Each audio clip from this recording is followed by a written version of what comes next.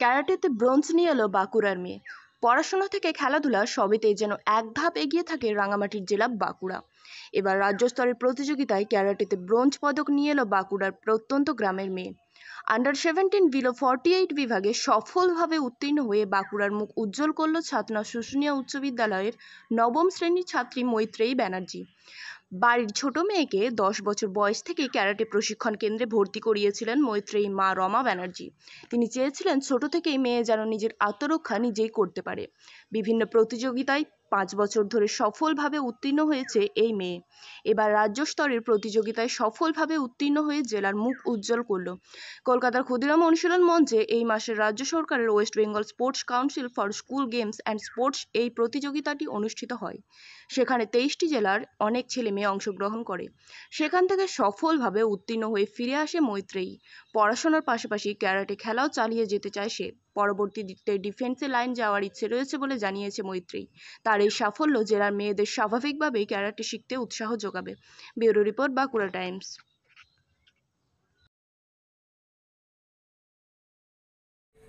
আমি আমার বাঁকুড়া জেলার একটি মেডেল আনতে পেরে আমি খুব নিজেকে গর্বিত মনে করছি।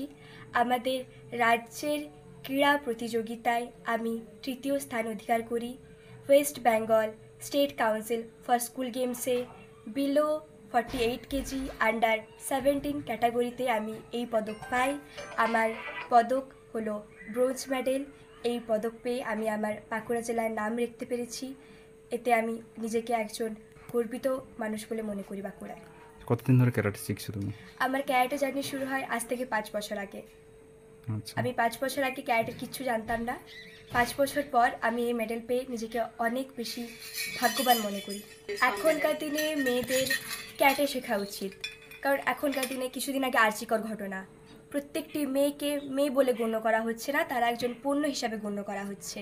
তারা নিজেদের রক্ষা নিজে করতে পারবে, এই জন্যে আমার মা বাবা আমাকে এই ক্যারাটেতে ভর্তি করেন নিজেকে রক্ষা করার জন্য। কিন্তু আমার ক্যারাটের প্রতি আগ্রহ দেখে আমি এসব ইভেন্টে নাম দিই এবং আজ আমি আপনাদের সামনে দাঁড়িয়ে। আমি বর্তমানে নবম শ্রেণীর ছাত্রী। আচ্ছা, কি ভবিষ্যতে কি নিয়ে এগোবে ক্যারাটে নিয়ে? আমার ভবিষ্যতে ক্যারাটে নিয়ে এগোনোর আছে। আমার আসলে ডিফেন্স লাইনে যাওয়ার আছে। আমাকে পরিবারে 100% সাপোর্ট করে। আমার মা বাবা আমাকে এই জায়গায় দেখে তারা আমাকে আবার মেয়ে বলতে পেরে তারা নিজেদেরকে গর্বিত মনে করছে। আমার নাম মৈত্রেয়ী ব্যানার্জি। কোন স্কুলে পড়ো? আমি শুশুনিয়া হাই স্কুলে পড়ি। মেয়ের সাফল্য আমি সত্যি খুব গর্বিত। আজকে ও ছোটোর থেকেই খুব সাহসী এবং প্রতিবাদী। সেই জন্য এখানে আমাদের আর্য আছে, আর্য সরকার, আর্যসমান, ওর কাছে ক্যারাটে আজ 5 বছর ধরে শিখছে এবং প্রতিটি জায়গাতে মোটামুটি একটা সফলতার জায়গায় এসছে। সেই জন্য আমি খুব গর্বিত। আমি ওকে দেখে পরে আরও 5টা মায়েদেরকে বলি যেন ক্যারাটেতে তার মেয়েরা এগিয়ে যেতে তাদের মা বাবা পরিবার থেকে সাহায্য করে। অবশ্যই প্রয়োজন। আজকে দ্রৌপদীর যুগ থেকে আজকে তিলোত্তমা পর্যন্ত মেয়েরা যদি নিজেদের রক্ষা করতে না পারে তাহলে এই লাইন মিছিল কোনো কিছুতেই কোনো কিছু হবে না। নিজের রক্ষা নিজেকেই করতে হবে। সেই দিন আমাদের চলে এসছে। প্রতিটা মেয়েকেই ক্যারাটে শেখা প্রয়োজন আছে নিজের আত্মরক্ষার জন্য। আচ্ছা, কি নাম আপনার? আমার নাম রমা ব্যানার্জি, মৈত্রী ব্যানার্জির মা।